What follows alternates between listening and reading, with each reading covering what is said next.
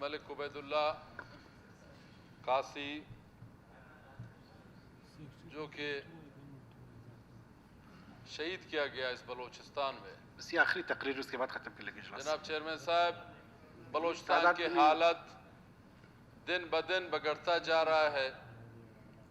بلوچستان کی حالت آپ کے سامنے ہے. کاش آج منسٹر اور سی ایم صاحب آ کے جلدی چلے گئے، وہ ہمارے باتیں سن لیتے کہ بلوچستان میں کیا ہو رہا ہے، ہم اس کو بتا دیتا تھا. جناب چیئرمین صاحب، شاید آپ نے بھی دیکھا ہے اس شہید ملک عبیداللہ کی تصویر، کس دردناک، کیسا دہشت گرد نے اس کو شہید کر کے.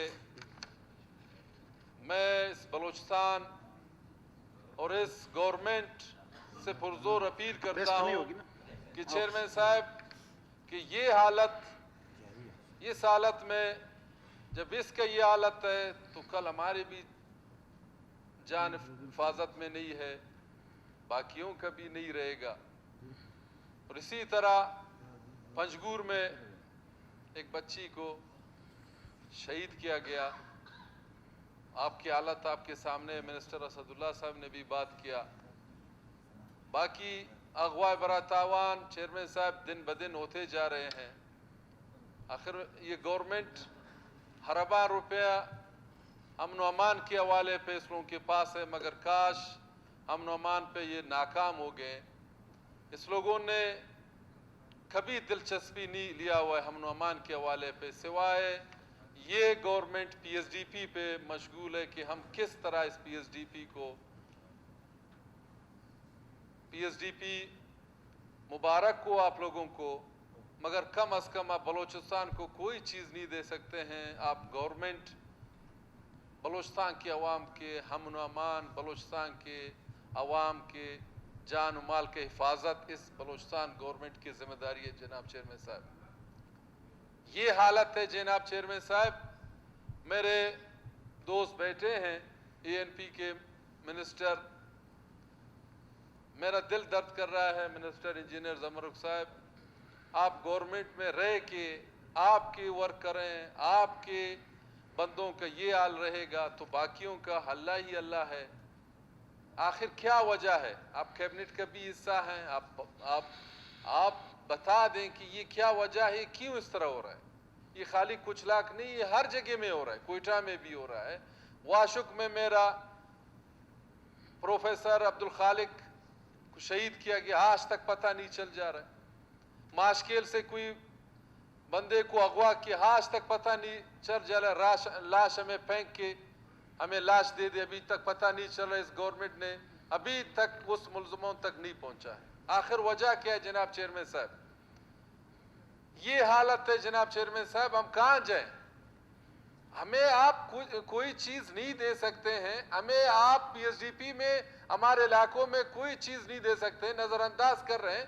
کم از کم بلوچستان کے تمام اضلاع میں، تمام ڈسٹرکوں میں، تمام تحصیلوں میں جو مسلمان رہ رہے ہیں، چاہے وہ عالم ہے، چاہے وہ غریب ہے، چاہے وہ تاجر ہے، چاہے وہ جس سیاسی نظریے سے تعلق رکھتا ہے، کم از کم اس کی حفاظت تو گورنمنٹ بلوچستان کا حق بنتا ہے. آخر جناب چیئرمین صاحب، ہم کب تک لاش اٹھاتے رہیں؟ یقین کریں جناب چیئرمین صاحب، آج جب میں گیا، ہم کچھ دوست گئے فاتحہ خوانی پہ شہید ملک عبیداللہ قاسی کے، میں نے پوچھا کہ اس کا صاحبزادہ کون ہے؟ بیٹھا تھا. یقین کرے اس کی آنکھیں دیکھا، اس کی چہرہ میں دیکھا، واللہ یقین کرے ہم زیادہ 10 منٹ کے بعد ہم بیٹھ نہیں سکے. ہم اٹھ کے یہ حالت ہے. آج اس کے اوپر ہوا ہے، کل ہمارے بھی اوپر ہوگا. جناب چیئرمین صاحب، ہم اس خوشی میں نہیں رہے، ہم اس خواب خرگوش میں نہیں رہے کہ ملک شہید عبیداللہ قاسی شہید ہوئے، اس کے اوپر ہوا ہے، اس کی لواحقین کہ ہمارے اوپر نہیں ہو گیا، ہم بچے ہیں، بس ٹھیک ہے، باقی جو بھی ہے وہ باڑ میں جائے. نہیں، ہمارے بھی نمبر چیئرمین صاحب آئے گا. اگر اس حالت اور یہ بلوچستان کا یہ امن و امان اس طرح رہا تو میرے خیال سے چیئرمین صاحب کوئی اس بلوچستان میں نہیں رہے گا. ابھی اگر دن میں 10 20 100 200 لاشیں گریں گے، پھر اللہ جانے کہ دن میں کتنے لاشیں کتنے اغوا برائے تاوان کیا کیا ہوں گے اس بلوچستان میں جناب چیئرمین صاحب اسی میں اپنے بات مختصر کرتا ہوں. جناب چیئرمین صاحب میں کہتا ہوں جیسا منسٹر اسد اللہ صاحب نے کہا اس کو مشترکہ طور پہ خالی اے این پی نہیں مشترکہ طور پہ آل پارٹیز کے مطابق اس قرارداد کو منظور کیا. تھینک یو جناب چیئرمین صاحب. وآخر الدعوة.